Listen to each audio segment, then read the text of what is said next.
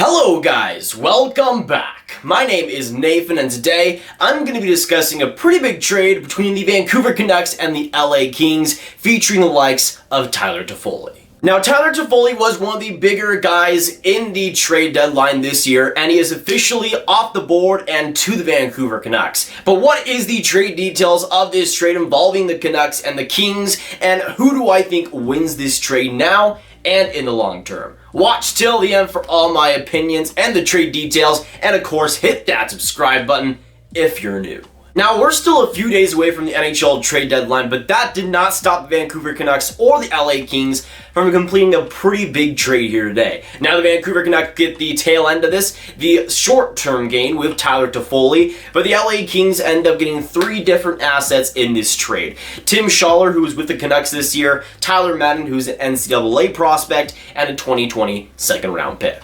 Now, for me personally, I think this is a very solid hockey trade that benefits both Vancouver and LA. With Michael Ferland's status being pretty much non-existent, he likely won't be returning this season to even the AHL, the Vancouver Canucks went ahead and got themselves another winger to bulk up at this deadline and go into the playoffs. And Tyler Toffoli, to me, was one of the most underrated players in this trade deadline for how much value he provides in the speed and the skill. He was a guy that I think would have gotten pretty cheap. After the Blake Coleman trade, though, I thought, okay, Toffoli's stock is rising. He just had the outdoor game hat trick. He's going to be a guy that will get a first-round pick on top of a prospect, on top of a player, but it seems like for LA, the value wasn't as high as I initially thought.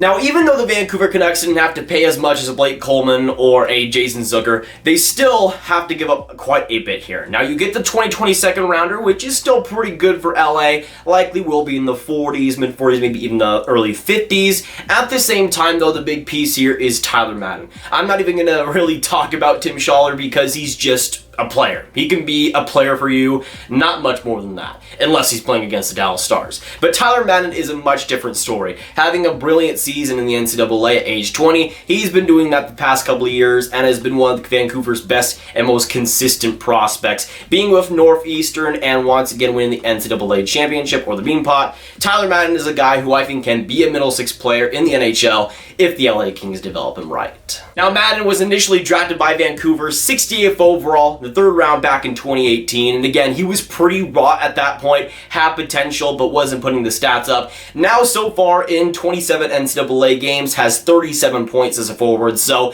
the points are starting to come, the luck has been on his side, and he was on USA's roster for the World Juniors, got 3 goals in last year's World Juniors too. He's a guy that I think won't be a 80-point guy in the NHL, but I think will be a very good all-around player who can have assets both defensively and offensively. Again, I don't think he's going to be a first liner for LA, but you get him, and I think he'll be solid on top of a second rounder in 2020, which with this draft is not going to be bad whatsoever. But for Vancouver, they get a very useful player who, yes, might be a rental, but at the same time, if they do end up extending him, will be a super valuable player and a guy who can be on that middle six, a very good speedy and valuable winger who has won the Stanley Cup and has a lot of playoff experience, even at his young age. At the same time, though, again, I think Vancouver got off pretty well in this trade. I think the LA Kings maybe rushed it a little bit. I don't know what happens because, again, with Blake Coleman, there was so much value in that trade, and it might not be the same here. At the same time, though, I think there's a lot to look forward here in LA,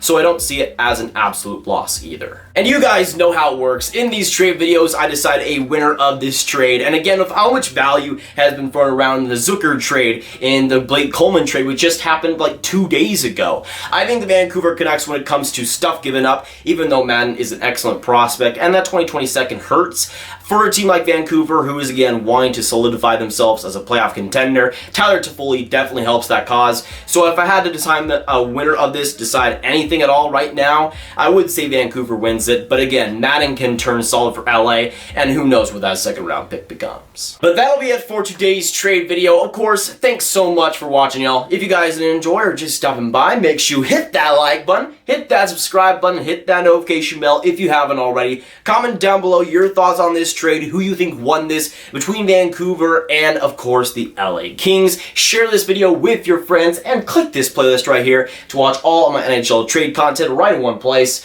My name is Nathan, and I'll see y'all next video or stream. Goodbye.